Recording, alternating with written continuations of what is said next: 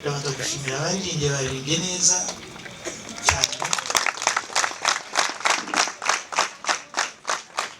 Ndashimira radiyo Mariya yaduhaye ubwo kwifatanya n'abandi bantu benshi batandukanye.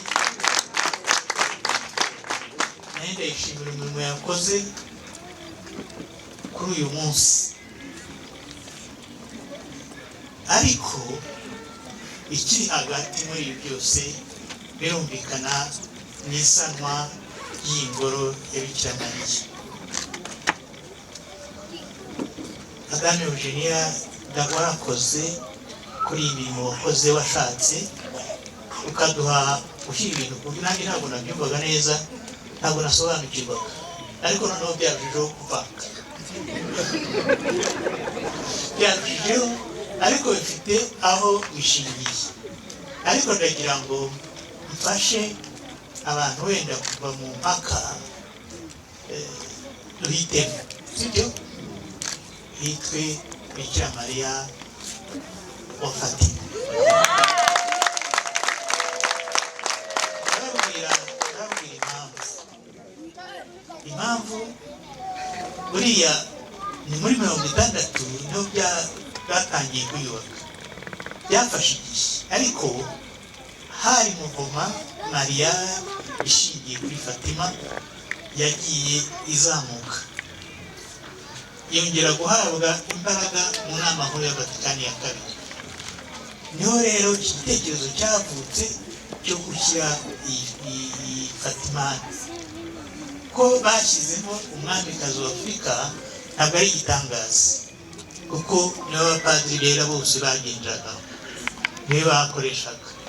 Ariko nk'uko Charlotte yabivuze, uriya Charlotte rero rero ngo mbabwire nubwo ari umuyobozi ariko n'umukobwa wacu.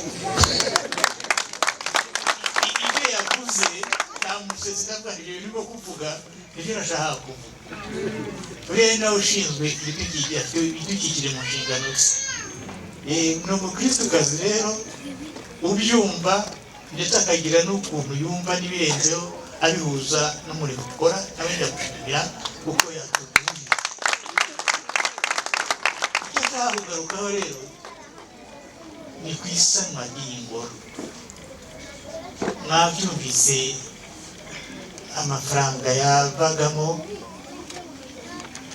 Buriya nabonaga afite ikibazo cyo kubona dusana ndetse tunubaka, ariko twubakiye ingoro cyari ikibazo gikomeye. Ngiye kukibabwira, buriya amafaranga dukoresha ntabwo ari ayacu, ntabwo ari ayacu. Tuyakoresha rero icyo aba yaduhaye bashaka, twabasobanuriye. Kuri iki gihe ntabwo ubwira ngo ndashaka gusana ingoro ya Bikira Mariya bazaguha ifaranga rye, ndetse n'abakirisitu ntabwo babikora. Noneho wawukira twakora poroje zo gukora ibintu, ntabwo wajya muri banki ngo wapfa amafaranga yo gusana iyi nzu. Urayisana se uzayishyura iki ko ntayizagaruka? Nari mfite ikibazo rero gikomeye cyo kubona uko iyi ngoro yasana. Noneho nkavuga ngo tuzakomeza dukore iwacu, wenda hari igihe kizagera tubone udufaranga umuntu ashyira ku ruhande, noneho akora. Buriya ntabwo dukoresha amafaranga yacu, dukoresha ay'abandi, kandi akajya mu buryo bya uko babigennye. Ariko kujya gukora ikintu nk'iki kigiye ku ruhande, uburyo bumwe gishobora gushoboka ni ubu ngubu mwakoresheje, nibwo bushoboka. Ariko abanzi imvune byabatwaye. Njyewe narinze abagore bahaba bavuze Tereza, bavuga na Eugenia, bavuga n'abandi, ariko nishimiye kumva ko ariko n'abagabo bari ku isonga. Ariko ikintu cya mbere cyanshimishije ni abagabo baza kuvugisha kuri hano.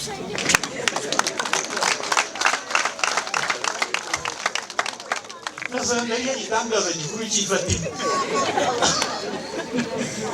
Ubundi ishapure yavugaga abagore n'abana, abagabo bakagendera kuri abana n'abagore bakuze. None ubwo n'abagabo biyemeje gushyiraho umunsi wabo bakaza, ariko ndahamya ko babikesha abagore. Ndahamya ko ari bo reka mbabwire, buriya isi ifite ukuntu yubatse n'abantu. Bikira Mariya ajyanye na Yezu mu bukwe i Kana. Bikira Mariya yari yategereje ko Yezu atangira, ariko akabona nta Yezu afite uko abyumva, afite igihe cye, ariko afite isoni tuyise feminine. Bageze mu bukwe, Yezu yari yabutashye, babura inzoga yo guha abashyitsi, babura divayi. Bikira Mariya aragenda yegereye ati nta divayi bagifite. Yezu ati se kandi kuje vuba ko wihuse. Aragenda abwira abakoraga ati icyo cyaza kubabwira bari cyo mukora, nta kindi arigendera. Yezu arakora nyine atanga divayi, ariko noneho ntiyaza kuba divayi yo kunywa, iza kuba divayi ishushanya iby'ingoma y'Imana, iza kuba n'intangiriro y'iyogezabutumwa rya Yezu. Ko avuye aho ngaho n'igikorwa cya mbere yakoze ahita atangira, abikesheje nde umugore witwa Mariya. Maze rero kubera akazi kakozwe mu iyubaka ry'inzu, nakurikiye ndeba ukuntu bashakisha, ndetse nyuma baza kugira aho ngaho babivuze. Buriya Alegisi babivugaga, perezida w'inama ya paruwasi, yabivuze nawe ubwe mbona biramurenze. Ndahamya ko hari ibyo yasimbutse, kuko hari ibyo nzi nanjye ntabonyemo. Ariko ibyo ntabwo ari icyiza yagaragaje n'imbaraga zitandukanye zungikanye, ari byo Madame Charlotte yatinzeho mu kanya atwereka mu mikorere, zungikanye zikaza buhoro zishyira hamwe zikagera kuri iki gikorwa. Iki gikorwa rero nabashimiye ko mwibutse no gushyiramo wa mukecuru uriraga ziriya esikariye atabishobora, agiye kuvuga ishapure ye kugira ngo iyi nzu yubakwe. Izo mbaraga ntoya, wa mukecuru wavuye i Cyanza akaza yitwaje amafaranga 300 akaza kuyatanga. Ntimukajye mubara ngo uburyo reka ndeho barabatanze menshi, barabatanze iki, kandi barakoze kubera umutima mwiza, kubera ubuntu bafite n'iki. Ariko buriya iyo kugira ngo bitange bimere neza, wowe ngubu utanze byinshi kugira ngo bitange bimere neza, agomba kuba afite umutima umeze nk'uwo mukecuru. Atawufite ibyo atanze biba ari impfabusa. Uriya mutima ni mukuru. Niwe rero wavuye mu izi mbaraga, noneho ugatuma n'aba bantu batandukanye. Yagibuka ikipe ya Alegisi n'abadamu bafatanye mu cyo gusunika abagabo. Mwari muzi ko no miryango y'abihaye Imana bagiye barasunika, barakomanga, bakomanze, abantu baratungurwa, ntibari bamenyereye ibikorwa byo kubaka bikorwa n'abarayiki, bakajya kwibariza mu miryango y'abihaye Imana. Baratinyutse bajyayo, barakomanga kandi barasubizwa. Abana arishimiye yuko ekonome nawe yagiye mu bakaba uwa mbere mu bumva neza icyo gikorwa, n'abandi bose bagiye bakora bafite inyuma yabo. Nanjye rero ntabwo nifuza kujya muri ni myinshi, ariko uko nahacaga hari umuntu nasangaga ahagaze ni Teresa, nanindi bari nawe yubaka wenyine. Ntabwo narizi ko inyuma ye hari abandi, nagiye mbibona buhoro. Maze rero kubera iyo mpamvu urabona ryatabampaye, ntabwo nigeze ngize nshaka kukubwira impamvu. Cyambere ndashimira abaritegereje ko rikomeye. Ni ryari dufata ku munsi wa Pasika tukarishyira hejuru tukavuga ngo urumuri rwa Kristo, bagasubiza ngo dushimiye Imana. Maze rero ngwino ndigwe mu izina ryabo bose,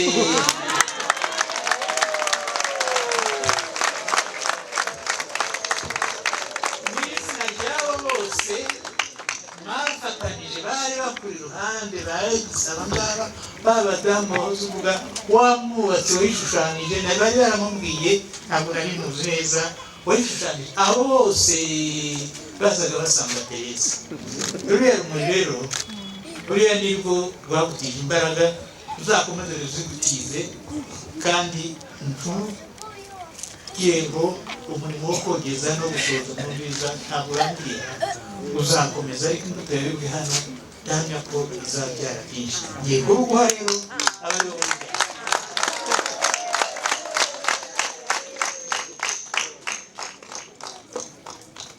akira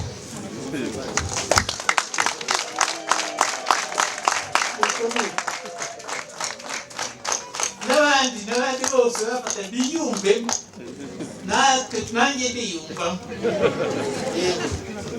Nuko maze rero noneho icyo nshaka rwose gusozerezaho, ntabwo nakwinjira muri kanya mugiye kubivuga. Icyo nshaka gusozerezaho ni uko ubufatanye ni ikintu gikomeye cyane bw'abakizito. Ndagira ngo bibutse ko turi mu mwaka wa sinode, kandi iyo sinode icyo ishaka kuvuga ni ubufatanye. Ubwo bufatanye rero nibyo turimo, ariko dufite ikintu cy'igikorwa twavuga tuti ubufatanye bwubatse iyi Fatima ya Gahogo. Nibyo sinode idusaba, nuko twafatanya imirimo yacu, tukamenya kugendera hamwe, tukamenya gukorana, tukamenya gufashanya. Ni ikintu rero gikomeye nshimira Imana, kandi si cyo mbonye muri iyi minsi, nagiye mbibona rwose muri Diyosezi ya Kabgayi. Hari umubyeyi bavuze aha ngaha, Josephine wicaye hariya, uriya nimugire ngo ni aha ngaha i Gahogo gusa yagiye, aho nagiye nsanga hubaka kiliziya hose twarahuriraga, tumaze kumenyana kubera izo mpamvu. Ariko nifuza ko abakristo nawe bamubona agenda kandi akora, bakumva ko ari nk'umuhamagaro wacu twese nk'abakristo, atari umwihariko wa nyirakanaka cyangwa nyirakanaka, kandi buri wese yitanga uko yifite. Nyamwibuka mwavuze, murabyibuka twubaka iriya bazika yacu yaguye. Bikira Mariya w'ifatima, mwarano nagiye antumaho umukecuru anzanira amayero 5. Ngiye kumushaka aho ari ngo mushimire ndamubura. Imaze kuzura nsubirayo njya gushimira, nshaka uwo mukecuru nsanga ari Mariya ntawe.